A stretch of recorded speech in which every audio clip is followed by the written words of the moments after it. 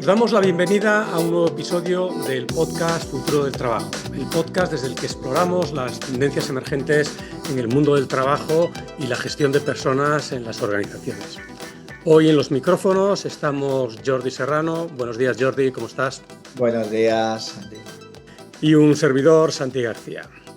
Hoy vamos a hablar de un modelo diferente de hacer empresa como son las cooperativas, ¿no? Coincidiendo con el Día Mundial de las Cooperativas, que coincide el primer sábado de julio, pues en esta ocasión nos gustaría dedicar este episodio a este modelo de hacer empresa, ¿no? Un poco diferente, y ahora hablaremos de cuáles son esas diferencias respecto al modelo tradicional mercantil más conocido.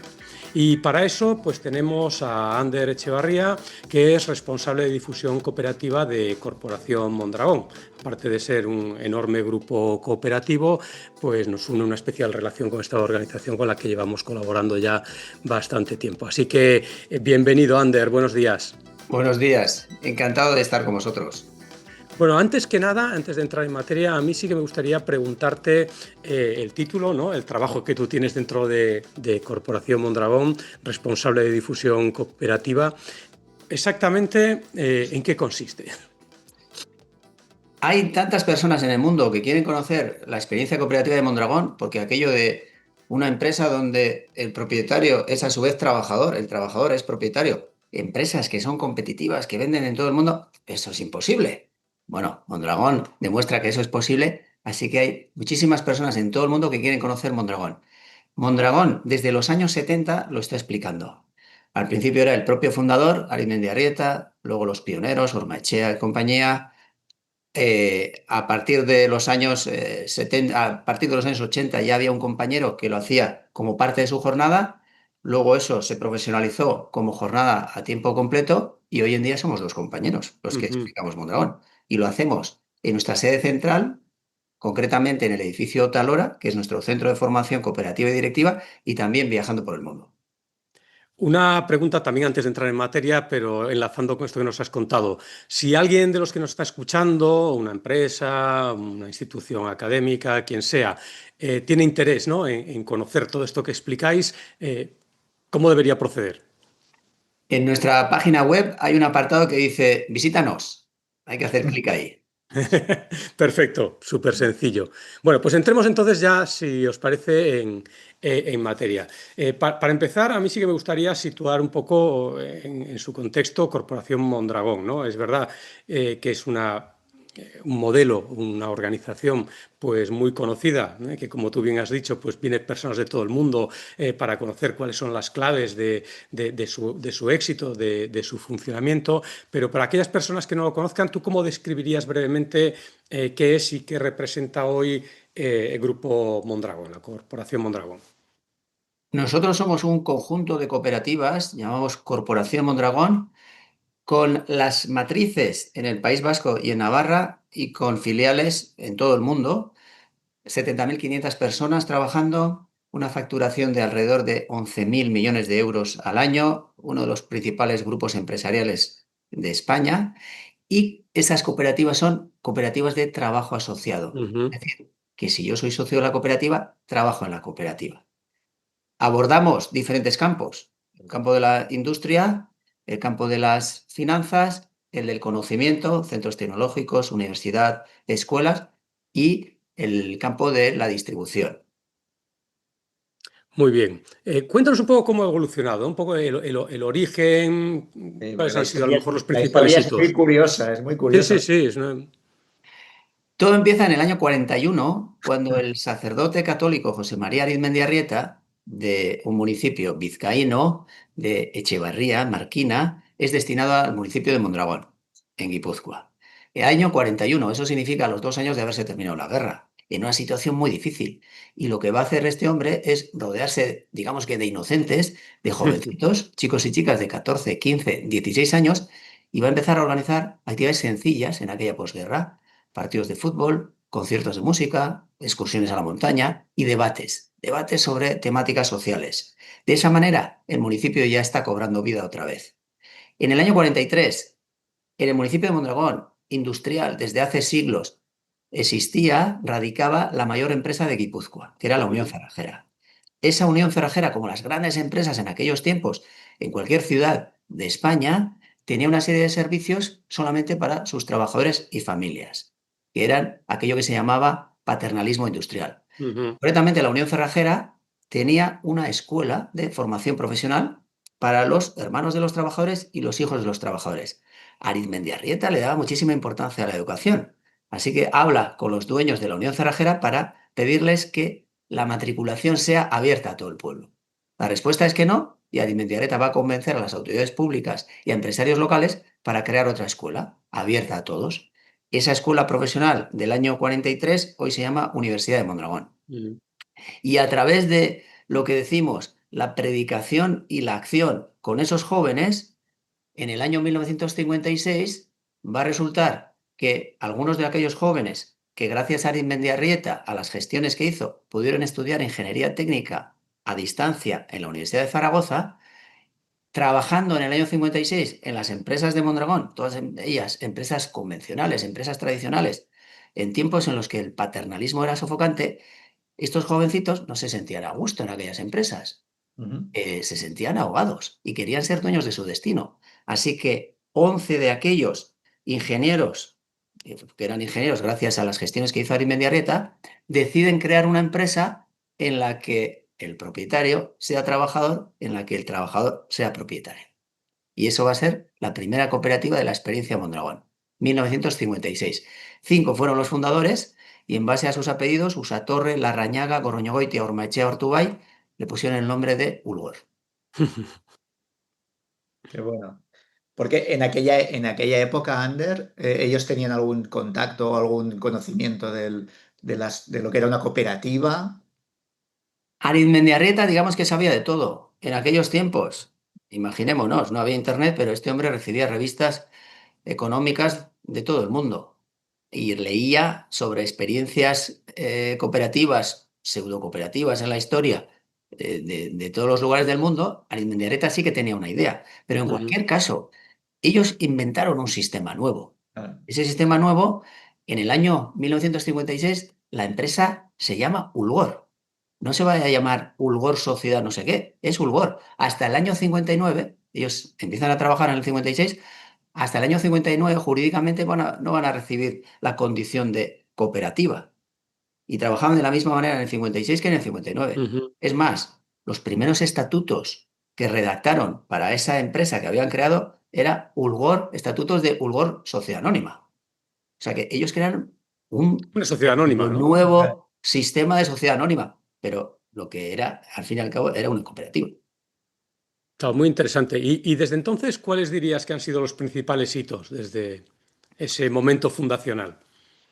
Hay un granito que es la primera gran crisis que sufrimos, que es la crisis del petróleo del año 73, que viene aquí a mediados de los 70, finales de los 70. En el País Vasco se destruyen miles y miles de puestos de trabajo. Nosotros también lo pasamos mal, pero gracias al increíble apoyo de Caja Laboral, de la cooperativa de crédito, el grupo aumentó en trabajadores. En cualquier caso, lo pasamos mal. Y decidimos, por un lado, aceptar por primera vez, en 1980, que entre la fuerza de trabajo, entre los trabajadores, hubiera trabajadores con contrato temporal. Hasta entonces, el 100% de trabajadores y trabajadoras Mm. eran socios. Desde 1980 hay trabajadores temporales y todos nosotros desde entonces entramos a trabajar en una cooperativa con un contrato temporal. Eso por un lado. Y por otro lado, se diseñaron prácticamente todos los mecanismos que utilizamos cada vez que viene una crisis. Aquello que llamamos reubicación de trabajadores, trabajadores que pierden su trabajo en una cooperativa tienen la opción de trabajar en otra cooperativa, aquello que llamamos calendario flexible, durante un tiempo, debido a la crisis, podemos trabajar menos pero cobrar el 80% de la retribución y durante un segundo periodo podemos recuperar ese tiempo. Y si no Ujú. lo podemos recuperar, en cualquier caso cobramos el 80%. Todos estos mecanismos que los empleamos en cada una de las crisis que vienen se diseñaron en aquel tiempo. Así que Es muy ese interesante, fue ¿no? Porque un granito. claro, porque de alguna manera ya en vuestro diseño habéis contemplado, ¿no?, esa necesidad de resiliencia que necesita el grupo en un entorno pues, cada vez más cambiante. Sí, eso no está planificado, sino que eso es una consecuencia, una reacción a las situaciones que estamos viviendo. Durante los primeros años, otro hito importante, durante los primeros años, el eje vertebrador de las cooperativas de Mondragón era la cooperativa de crédito que he mencionado, Caja Laboral, hoy se llama Laboral Cucha, y las cooperativas se agrupaban a Caja Laboral. Y el grupo se llamaba Grupo Mondragón, Grupo Asociado a Caja Laboral. Desde el año 91 se había entendido anteriormente que una cooperativa de crédito no tenía que ser, por el riesgo que conllevaba, el centro de lo que es un grupo de empresas, así que desde el año 91 tenemos una estructura. Caja Laboral es una más de las cooperativas que componen la corporación y la corporación crea en el año 91 una estructura con un congreso, digamos que una asamblea Ujú. general de todas las cooperativas, un consejo rector de todas las cooperativas, que es la comisión permanente, y un consejo de dirección de las cooperativas, del conjunto de cooperativas, que es el consejo general, desde el año 91. Fantástico. Sí, si te parece, entremos un poco en lo que es el estado del cooperativismo hoy o del modelo cooperativo hoy. Desde vuestra experiencia, ¿cuáles son las principales fortalezas del modelo cooperativo, ya sea el de Corporación Mondragón u otros, frente a otros modelos empresariales, si quieres, más convencionales? La principal fortaleza es que es mi empresa y puede caer. Las empresas, como los seres vivos, nacen, los seres vivos se reproducen y mueren. Las empresas nacen y algún día mueren. Esperemos que mueran dentro de cientos de años nuestras cooperativas. Pero a veces las cosas no van bien y alguna cooperativa quiebra. Y entonces es cuando aplicamos el plan de rescate, de la recolocación de trabajadores en otras cooperativas, etcétera. Y sabemos que puede quebrar nuestra cooperativa. Así que nosotros la defensa del puesto de trabajo la hacemos en el puesto de trabajo, no detrás de una pancarta, lo hacemos detrás del puesto de trabajo trabajando. ¿Por qué? Porque de eso depende mi sustento y el sustento de mi familia. Y eso lo vemos. Esa es la mayor fortaleza que tiene. Fantástico. Oye, ¿y qué limitaciones o tensiones, ¿no?, encontráis en la aplicación práctica de todo esto, ¿no? Porque me imagino que, claro, ¿no?, esto, joder, me estás describiendo un mundo casi ideal, pero realmente vivimos en un mundo pues tremendamente competitivo, sometidos a una vorágine de tensiones tremenda. ¿Cuáles son los grandes retos, los grandes desafíos?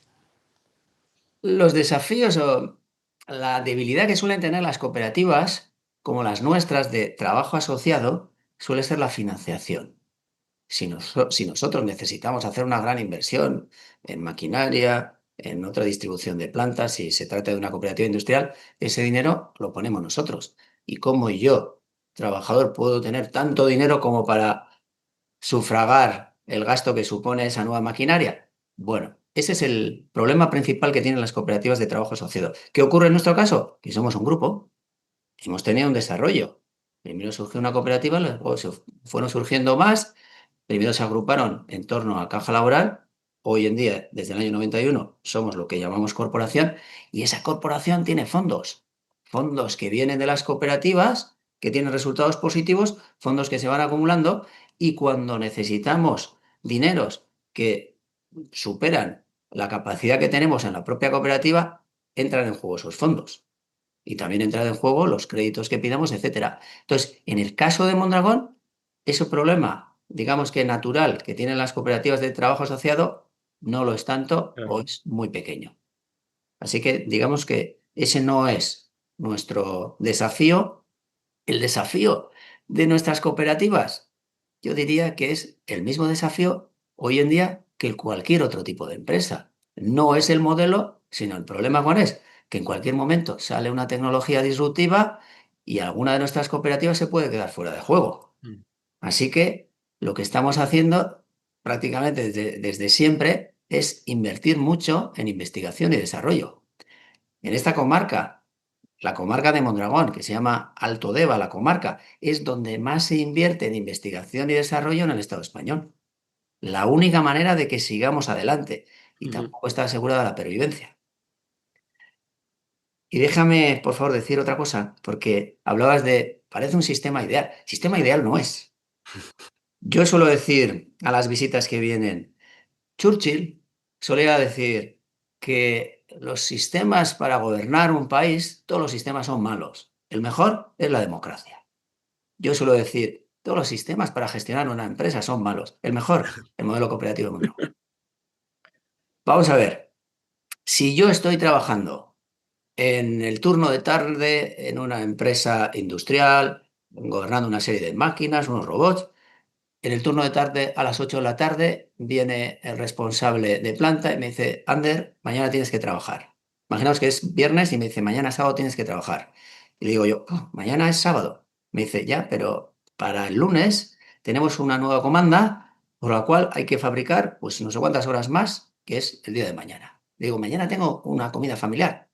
Pues tendré que trabajar. Eso también ocurre en las cooperativas. No ocurrirá muchas veces, porque tenemos formas de gestionarlo, pero también sucede. O imaginaos, también les digo a las gentes que vienen de fuera, que mi compañero o compañera de trabajo, con el que trabajo 8 horas al día al lado, es pitufo gruñón.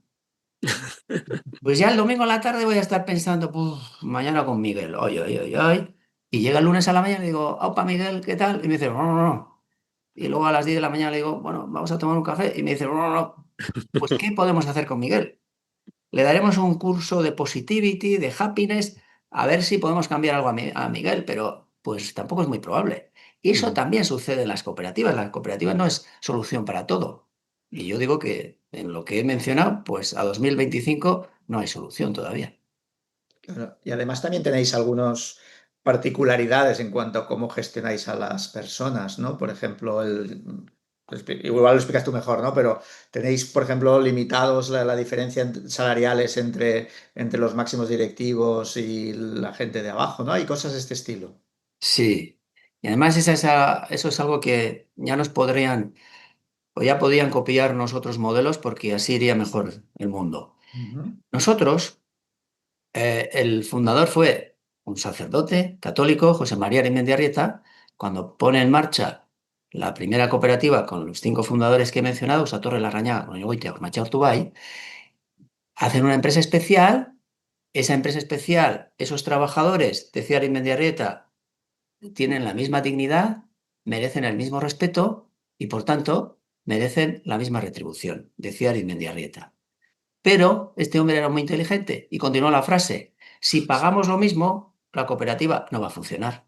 Ha de haber un incentivo empresarial, ha de haber una diferencia retributiva para que esto funcione, decía Arrieta. Ahora bien, ¿cuál es la diferencia entre quien menos gana y quien más gana? Se hicieron una pregunta, que fue una pregunta magnífica.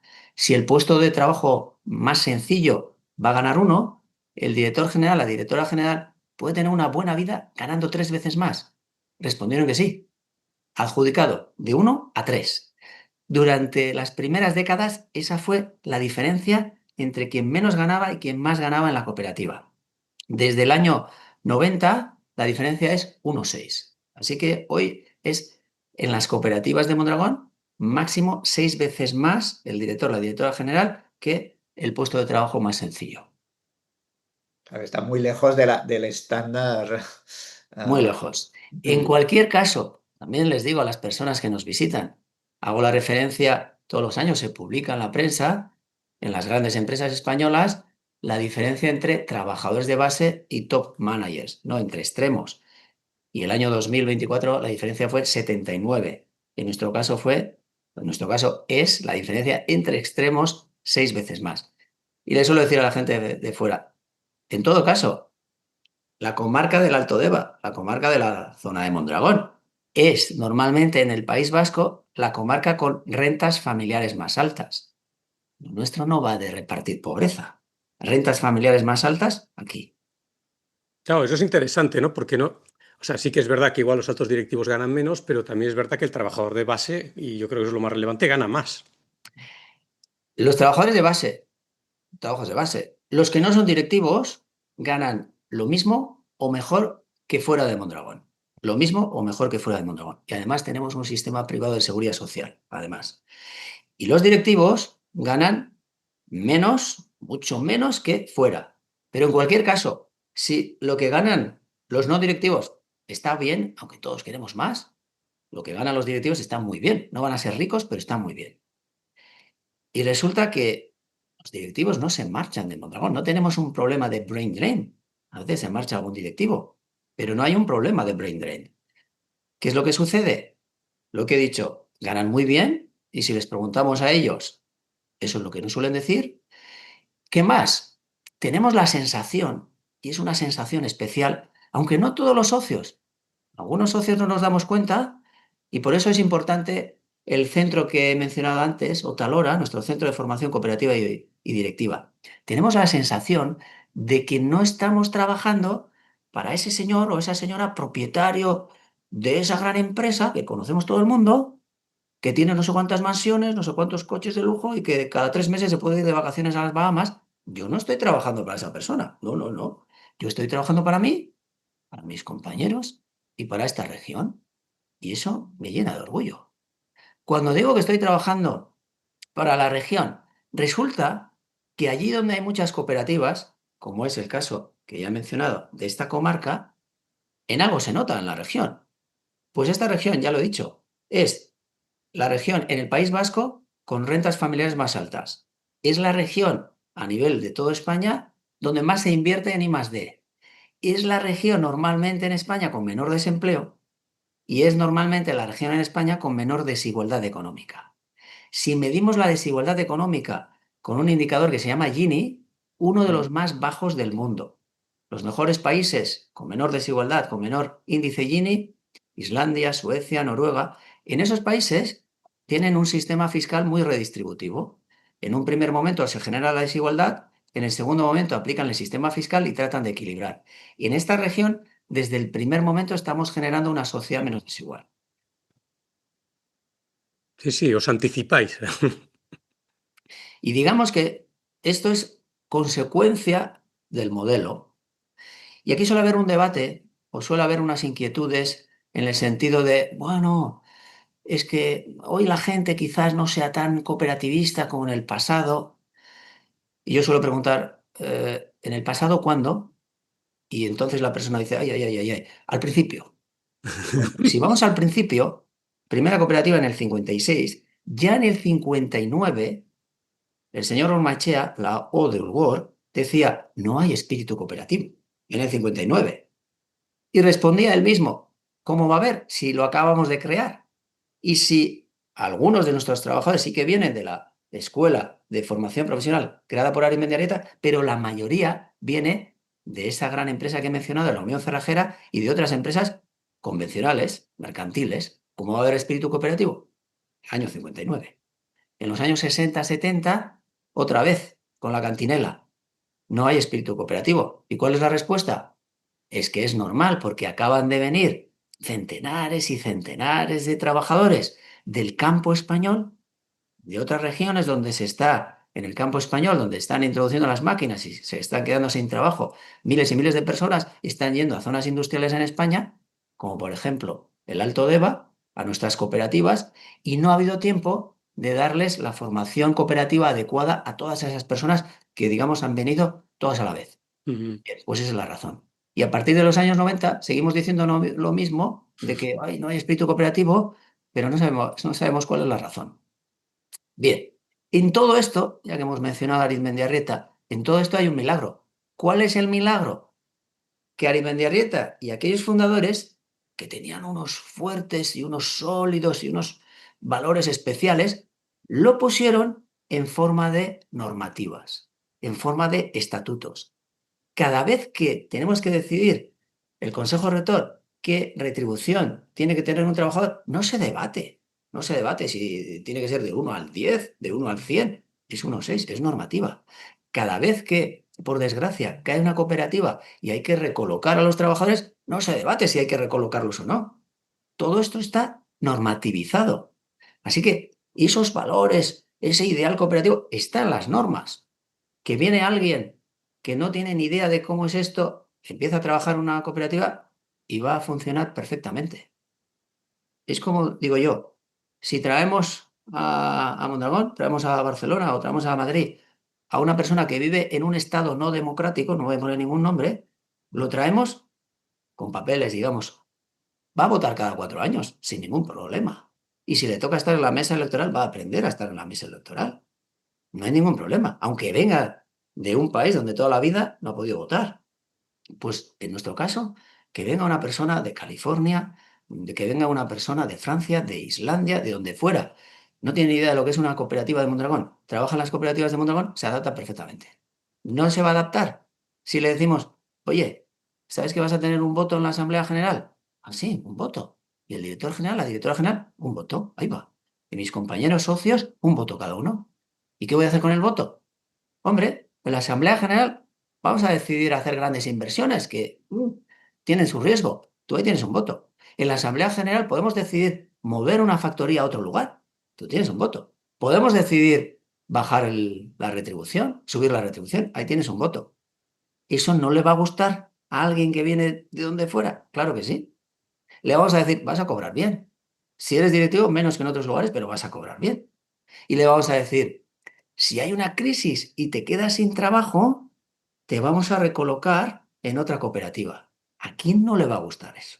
¿A quién no? Es muy bueno porque, digamos, los valores, ¿no? Que a veces quedan así en carteles, en vuestro caso, como dices, están metidos en el sistema, ¿no? En las normas Mm. y al final, pues las personas se adaptan sin Eso mucho es, problema, ¿no? eso es. Esto algún día lo tengo que analizar en profundidad, pero el país donde más impuestos se pagan en Europa, ¿cuál es? Suecia. Ujú. ¿Decimos en general que los suecos y las suecas son súper solidarios? No, está dentro de la normativa. Y yo creo que el país tampoco dice, venid aquí a vivir con nosotros, instalados en Suecia, porque este es un país muy solidario. No lo dicen. Es tan normal que funcione así. En nuestro caso también es lo normal. Todos esos valores están en la normativa. Sí. Claro. A mí me gustaría, Ander, hablar ahora un poco de futuro, ¿no? Estamos en un mundo en transformación, bueno, cuando no lo hemos estado, ¿no? Pero estamos en un mundo que parece que está cambiando mucho y que muchos de esos cambios afectan al mundo del trabajo.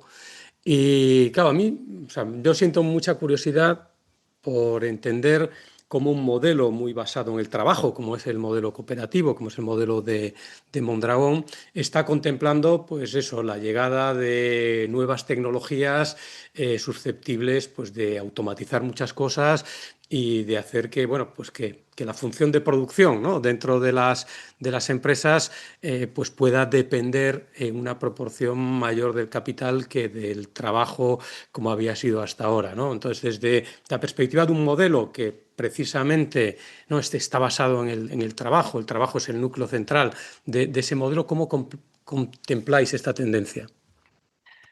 Nosotros siempre hemos aceptado e integrado las nuevas tecnologías. Que ahora viene la IA, pues vamos a desarrollar nuestros productos, procesos en base a la IA. ¿Por qué? Porque si no lo hacemos, lo va a hacer la competencia y desaparecemos.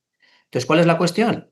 Que cada vez que viene ese tipo de tecnologías y hay trabajadores que se quedan sin trabajo, bien, antes ya estamos formando a los trabajadores.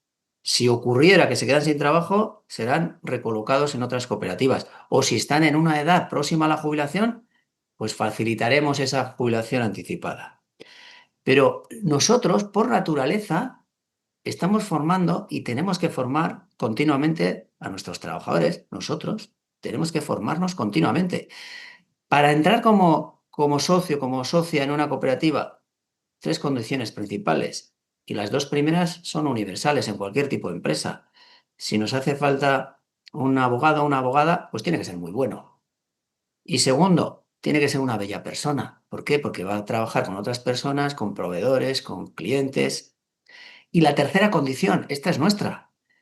Si esa persona es una persona especialista en Android y solo sabe Android y no quiere saber más que Android, pues no nos vales, porque vas a estar con nosotros 35 años y tienes que ser una persona abierta a aprender. Y eso es algo consustancial a las cooperativas. Nosotros invertimos muchísimo en la formación de nuestra gente. No es que una persona se quede obsoleta y en un tipo de empresa que no es cooperativa, pues adiós, la expulsamos. Le pagamos una indemnización y ya está. Y cogemos a una persona que sabe sobre el tema que nos hace falta. No, no. Nosotros sí que contratamos a las personas a conocimientos que hay que ingresar pero también formamos a nuestra gente continuamente. Claro. Eso es muy Claro, interesante, ¿no? Porque parece que esto de la orientación al aprendizaje continuo, ¿no? Ahora es como una competencia emergente que aparece en todos los estudios como algo que las empresas ahora empiezan a valorar más. Pero vosotros, por lo que nos estás diciendo, pues es algo que ya lleváis en el ADN precisamente porque cuando establecéis una relación con un trabajador, pues ya tenéis esa mirada a largo plazo que a lo mejor la empresa mercantil convencional pues no tiene, ¿no? Eso es. Es más, en el año 43, cuando Arizmendiareta pone en marcha lo que es hoy la Universidad de Mondragón, en aquel tiempo escuela profesional, la sociedad era pobre. Aquella escuela era privada, no había que pagar mucho, pero sí que había que pagar algo. De modo que Arizmendiareta dice, lo que haremos será una cosa, la escuela solamente será a la mañana y a la tarde esos estudiantes trabajarán en las empresas del entorno. Nosotros, la propia escuela, les buscará trabajo. Así que hoy sería algo así como dual, Ujú, sí, sí. desde el año 43, desde el año 43.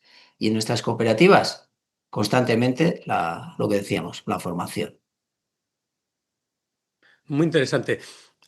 Yo también tengo curiosidad por un poco cómo estáis contemplando otra tendencia a la que nosotros le prestamos bastante atención, porque sobre todo está transformando lo que sería la oferta del mercado de trabajo, que son las tendencias demográficas, ¿no? Estamos en un mundo, sobre todo en el mundo occidental, en Europa, donde tenemos dos fuerzas. Una es el envejecimiento de la población, otra es la llegada de trabajadores emigrantes, que tú ya lo has mencionado, ¿no? No es la primera vez que sucede, pero que de alguna manera están cambiando la composición, ¿no? De la fuerza de trabajo de las economías europeas. ¿Cómo estáis adaptando, ¿no? a esta realidad? Yo diría que no es algo que venga en avalancha, sino que es algo gradual. Y nuestras cooperativas, a mí me suelen preguntar, oye, ¿en las cooperativas de Mondragón puede trabajar alguien que no sea vasco? Que si Como el esa Atleti. pregunta, si esa pregunta me la hace alguien de Francia, digo, puede trabajar cualquier persona menos franceses. Entonces se ríen y les digo, claro que puede trabajar cualquier persona, desde siempre. Ahora bien, hasta digamos que hace poco no había trabajo en remoto en nuestras cooperativas. Así que alguien extranjero que vaya a trabajar en las cooperativas de Mondragón vivirá en las cercanías de esa cooperativa, sea Bilbao, sea San Sebastián, sea el propio Mondragón. Pero trabajadores no de aquí hemos tenido siempre. Y ahora van a llegar más, pues se integrarán más en las cooperativas, porque si los autóctonos somos menos, las cooperativas necesitan fuerza de trabajo, vendrán más y se integrarán más. La diferencia con los años 60, 70, en aquellos tiempos no hacía falta ninguna formación para trabajar en muchas de nuestras cooperativas. Había puestos de trabajo que era alimentar una máquina y para eso no hacía falta formación. Hoy sí. Hoy en nuestras cooperativas industriales hay que tener mínimo una formación profesional, porque no se trata de alimentar máquinas, se trata de gobernar una serie de máquinas, robots, y hay que hacer mantenimiento, hay que hacer programación, hay que hacer controles de calidad, hay que hacer de todo. Entonces, sí que necesitamos trabajadores, pero siempre trabajadores cualificados, y si no tienen la cualificación, tenemos nuestra universidad, tenemos escuelas por las cuales podemos proveer de esa formación. Nos interesa a nosotros formarlos. claro. Y es que además, Ander, no solo que viene gente, sino que vosotros también os estáis internacionalizando y estáis yendo a otros países, ¿no? ¿Qué tal cuando vais fuera y a lo mejor les habláis de este modelo que a lo mejor ahí les suena más raro? Y esta es una de las grandes contradicciones de Mondragón. Nosotros somos cooperativas aquí y en la India, en Estados Unidos, en Francia, no somos cooperativas. Nuestras filiales ahí fuera no son cooperativas.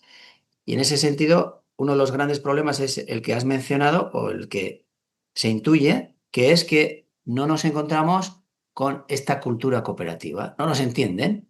Y cuando les explicamos el modelo y les decimos, y para ser socio, después del tiempo de contrato temporal, vas a poner 19.000 euros como aportación inicial. Y dicen, ¿cómo? ¿Que hay que poner dinero? ¿Hay que pagar para trabajar? ¿Are you crazy? Bien, uno de los grandes problemas que no encontramos la cultura cooperativa como para aceptar este modelo ahí fuera. Hombre, hay que tener en cuenta que nosotros, Arizmendiareta llega en el año 41 y la primera cooperativa es en el 56. Del 41 al 56, predicación y acción. Claro. O como solemos decirlo, sirimiri, la fina lluvia, repetir, repetir, repetir.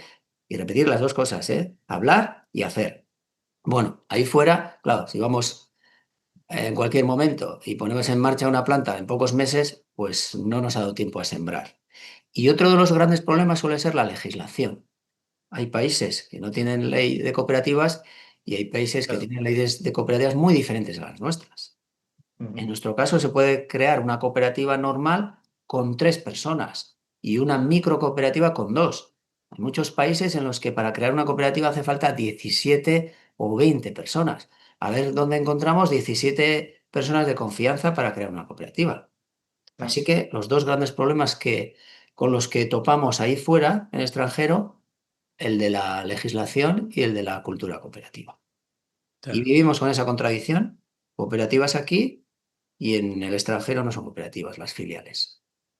ujú. Muy bien. Oye, pues vamos a ir ya acabando porque la verdad es que el tiempo corre. Pero a mí me gustaría preguntarte un poco a modo casi de resumen de cosas que ya han ido saliendo, ¿no? A lo largo de nuestra conversación. Y es sobre, desde vuestro punto de vista, ¿qué pensáis que podría aprender el mundo empresarial tradicional de vuestro modelo o del modelo cooperativo en general? El modelo cooperativo de Mondragón es un modelo de empresa tan competitiva o mejor que el otro modelo y tiene unas externalidades, unas consecuencias positivas en la sociedad. La idea, lo decía Arizmendiarrieta, la idea no es crear personas ricas, es crear sociedades ricas. Que a mí me vaya bien y que al otro le vaya bien. Y esto no tiene nada de moral. Yo creo que al otro le vaya bien, ¿para qué? Para que yo no tenga que poner una valla delante de casa, ni tenga que utilizar un coche blindado, ni tenga que utilizar un guardaespaldas.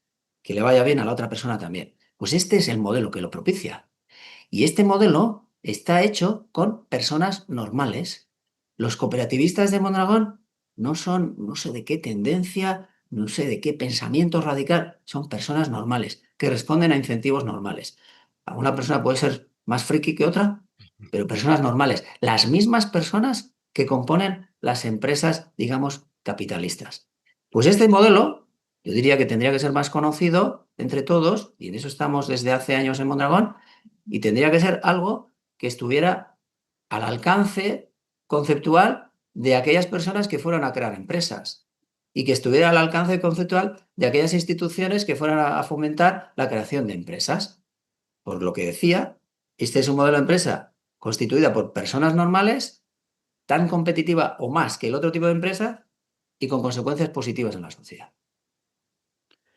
Pues si te parece, terminamos con alguna idea, fuerza o consejo para para personas que a lo mejor nos están escuchando y a lo mejor se están planteando montar una empresa y igual podrían barajar entre las opciones montarla con un modelo cooperativo. Eh, ¿Qué les dirías? Que se informen, que conozcan el sistema y que creen cooperativas como las nuestras. Y desde nuestra parte, en cuanto a conocimiento, dispuestos a compartirlo. Pues muchísimas gracias, Ander. Nos quedamos con este mensaje y esperemos que la idea cale por el bien de todos al final. Muchísimas gracias. Gracias a vosotros. Agur. Agur. Hasta aquí el episodio de hoy. Esperamos que te haya gustado. Para no perderte ninguno de estos episodios, recuerda suscribirte en tu plataforma preferida. Estamos en Apple Podcast, Google Podcast, Spotify, iVoox y muchas más. Además, para seguir informado sobre el futuro del trabajo, puedes seguirnos en las redes sociales y en nuestra web www.futureforwork.com. Hasta el próximo episodio.